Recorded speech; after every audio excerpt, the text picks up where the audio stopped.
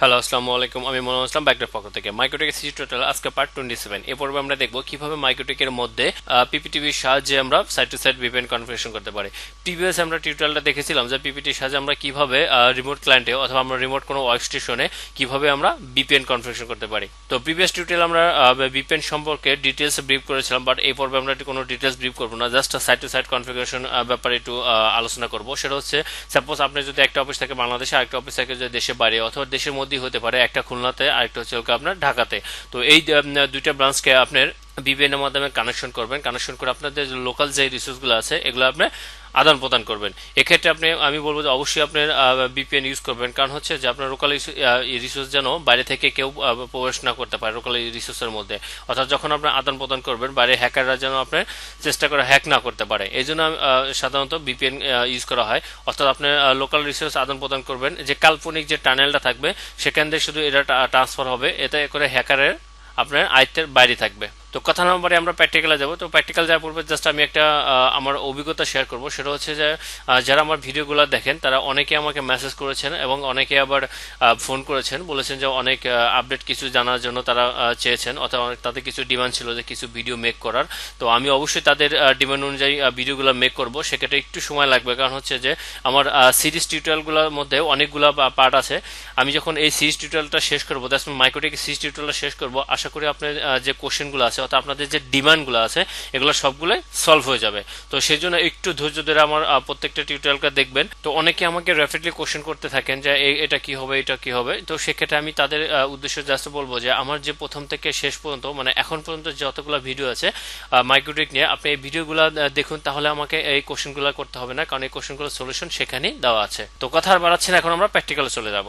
Please subscribe to my channel. তো উইনবক্সটা open করার সাথে সাথে দেখেন আমার এখানে তিনটা রাউটার আছে, এটা একটা রাউটার, এটা একটা রাউটার, এটা তিনটা পোর্ট ওপেন আছে, এটা দুইটা পোর্ট, এটা আছে একটা পোর্ট ওপেন, অর্থাৎ নেয়ার বাইতে একটা স্টপ করা আছে।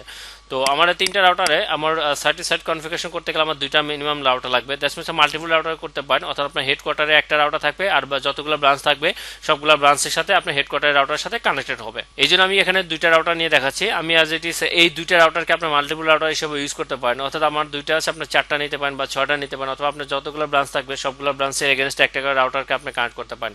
এটা হচ্ছে ডিপেন্ড করবে আপনার উপরে। তো আমার দুইটা রাউটার আছে, তো দুইটা রাউটার আমরা কনফিগারেশন করব। তো প্রথমত যে স্টেপগুলো করব সেটা হচ্ছে প্রথম হলো আমি আমার বেসিক যে কনফিগারেশন সেটা কমপ্লিট করব, দেন হচ্ছে আমার পিপিটিভি এনাবল করব, তারপর হচ্ছে আমার ভিপিএনটা কনফিগারেশন করব। ছোট্ট একটা টিউটোরিয়াল হবে, আশা করি আপনি এটা বুঝতে পারবেন। প্রথমে হচ্ছে আমি বেসিক কনফিগারেশন করব, অর্থাৎ আমার হেড অফিসের যে রাউটারটা আছে এটাকে আমি কনফিগারেশন করে নিই, দেন হচ্ছে আমার ব্রাঞ্চ অফিসেরটা করব।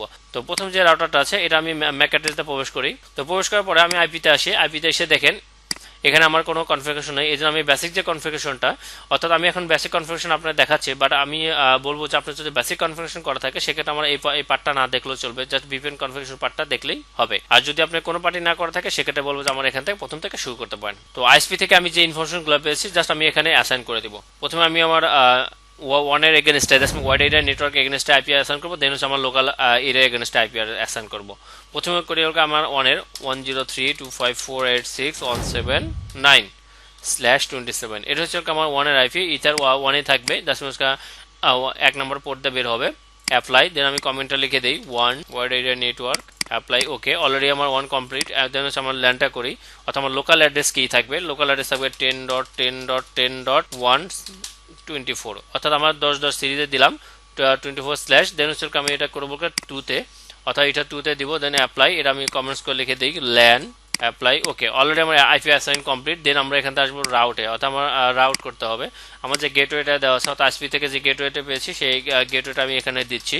এখানে দেয় জাস্ট আপনি গেটওয়েটা দিবেন, অ্যাপ্লাই, ওকে। দেন দেওয়ার সাথে সাথে কিন্তু রিসেবল দেখাবে। এখানে যদি রিসেবল না দেখায় সেক্ষেত্রে আপনার গেটওয়েটা অর্থাৎ কোথাও ভুল হচ্ছে যেন আনরিসেবল দেখাবে। দেন হচ্ছে আবার আইপিতে আসবো, আইপিতে আবার ডিএনএসটা দিই। আমি গুগলের পাবলিক ডিএনএসটা ইউজ করি 8.8.8।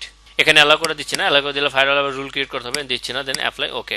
অলরেডি আমার ডিএনএস কমপ্লিট। দেন হচ্ছে আমরা আসবো ফায়ারওয়ালে এসে নেট অথবা মাস্কুলেট করে দিব। এখানে এসে just as it is source net অ্যাকশনে এসে জাস্ট মাস্কুলেট করে দেবো। এখানে কিন্তু একটা জিনিস উল্লেখ, সেটা হচ্ছে আপনি আউট ইন্টারফেস ইচ্ছা করলে উল্লেখ করে দিতে পারেন, ইচ্ছা করলে নাও দিতে পারেন। অ্যাপ্লাই, ওকে। আমি উল্লেখ করে দিচ্ছি না, কারণ আমার আউট ইন্টারফেস উল্লেখ করে দিলে সেক্ষেত্রে শুধু এটা দিয়ে আউট হবে, আমার অন্য অন্য পোর্টও কিন্তু আমি কি ইউজ করতে পারি, সেক্ষেত্রে আমি এই জন্য দিচ্ছি না। অলরেডি আমার যে বেসিক যে কনফিগারেশন এটা কিন্তু ওকে। এখন যদি আমি গুগলকে পিং করি, সেখানে দেখি আমি গুগলকে পিং পাই কিনা। তার আগে আমি আমার গেটওয়েকে পিং করি 103.25486.177। দেখেন আমার পিং পাচ্ছে। দেন হচ্ছে আমি আমার গুগলকে পিং করি, দেখি গুগলকে পিং করে পাই কিনা, অর্থাৎ গুগলের পাবলিক আইপিকে পিং করি। দেখেন গুগলকে আমি পিং করে পাচ্ছি। আমি যদি এখানে পিং google.com, সেক্ষেত্রে আমার পিং করে পাচ্ছি। দ্যাটস মিন আমার বেসিক যে কনফিগারেশন এটা কিন্তু ওকে আছে। অর্থাৎ আমার রাউটার যে 1 এটা আমার কনফিগারেশন ওকে। অর্থাৎ আমার মেন যে রাউটারটা হেডকোয়ার্টার্স এটাকে আমি ডিফাইন করে দিতে পারি। সেটা হচ্ছে আমার এটা এখানে আসবো সিস্টেমে এসে দেখেন আইডেন্টি আছে, আইডেন্টিতে এসে এখানে লিখে দেবো হেডকোয়ার্টার্স বা এইচকিউ রাউটার রাউটার লিখে দিলাম, অ্যাপ্লাই ওকে। এটা আমার হেডকোয়ার্টারের রাউটার হয়ে গেল। এখন যদি আমি ডিসকানেক্ট করি, দেখেন এটা হচ্ছে আমার হেডকোয়ার্টারের রাউটার, অর্থাৎ আমার এটা হেডকোয়ার্টার থাকবে। দেন হচ্ছে আমার ব্রাঞ্চের যে রাউটারটা আছে এটাকে এখন আমরা কনফিগারেশন করব। প্রথমে কানেক্ট হয়ে নেই। কানেক্ট হয়ে নেওয়ার পরে প্রথমে আমি আমার রাউটার নেমটা চেঞ্জ করে দিই। সেটা হচ্ছে আমার সিস্টেমে আসবো, সিস্টেমে এসে আমার আইডেন্টিটাকে, অর্থাৎ এটা হচ্ছে আমার খুলনা ব্রাঞ্চ লিখে দিলাম, অ্যাপ্লাই ওকে। দেন হচ্ছে আমার বেসিক যে configuration, that's mean IP assign করা, তারপর ডিএনএস দেওয়া, গেটওয়ে দেওয়া, এগুলো আমরা কমপ্লিট করে নিব। তোমার আইএসপি থেকে ইনফরমেশনগুলো ইনপুট করি, এটাকে আমরা লিখে দেই 1, অ্যাপ্লাই ওকে। অলরেডি আমার ওয়াইড এরিয়া নেটওয়ার্ক কমপ্লিট। দেন আমার লোকাল সাইটটা দেই 10.10.10 না দেই, কারণ হচ্ছে আমার রাউটার 1 10 ছিল, এটাকে আমি 11 করে দেই 11.1/24।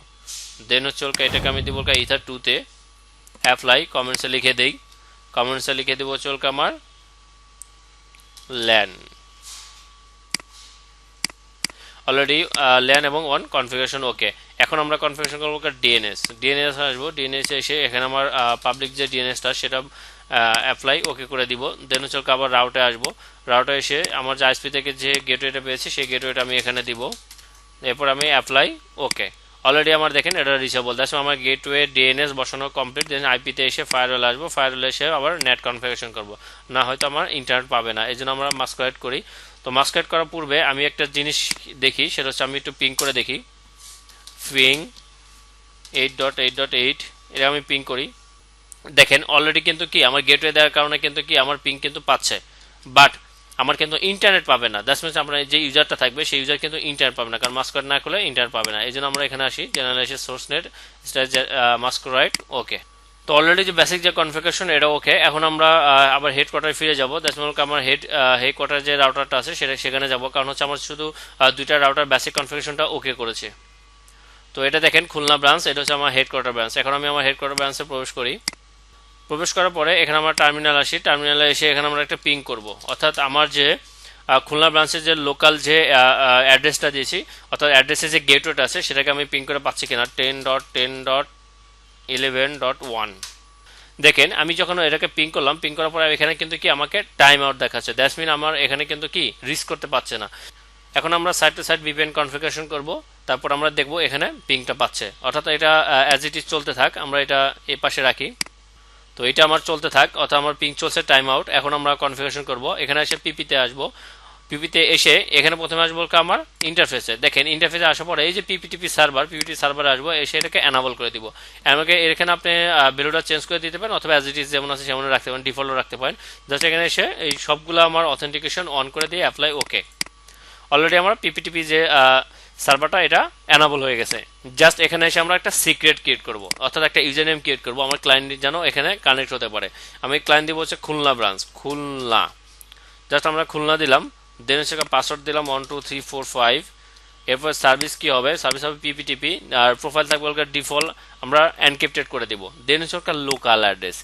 এই যে লোকাল অ্যাড্রেস এটা হচ্ছে আপনার কাল্পনিক যে একটা ইন্টারফেস ক্রিয়েট হবে, সেই ইন্টারফেসের এগেনস্ট আপনি কি অ্যাড্রেসটা দিতে চাচ্ছেন সেই অ্যাড্রেসটা এখানে আপনি অবশ্যই দিবেন। সেক্ষেত্রে আমি আমার এখানে অ্যাড্রেস দিয়ে দিচ্ছি 172.10.10.1। এটা হচ্ছে আমার লোকাল অ্যাড্রেস। আর রিমোট অ্যাড্রেসে আমাকে কিন্তু কি সে তারও এগেনস্টে একটা আপনাকে আইপি অ্যাসাইন করে দিতে হবে, অর্থাৎ রিমোট অ্যাড্রেসে কোন আইপিটা হবে সেটা আমি বলেছি 172.10.10.2 হবে।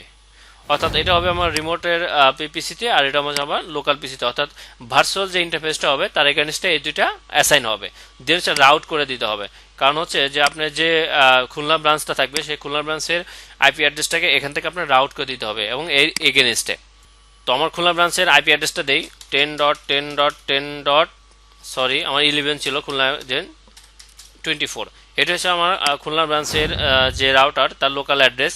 দেন হচ্ছে এখানে আমরা উল্লেখ করে দিব, অর্থাৎ ভার্চুয়াল ইন্টারফেসে কোন আইপিটা থাকবে 172.10.10। এরপরে হচ্ছে আমার কোনটা, এটা হচ্ছে আমার খুলনা ব্রাঞ্চের ভার্চুয়াল ইন্টারফেসে থাকবে 2, আর 1 হবে হেড অফিসের। দেন অ্যাপ্লাই, ওকে। অলরেডি আমার পিপিটিভি যে ইউজারটা এটা কমপ্লিট। দ্যাটস মিনস হচ্ছে আমার এই রাউটারে যে কনফিগারেশন, অর্থাৎ হেড অফিসের রাউটারের কনফিগারেশন ওকে।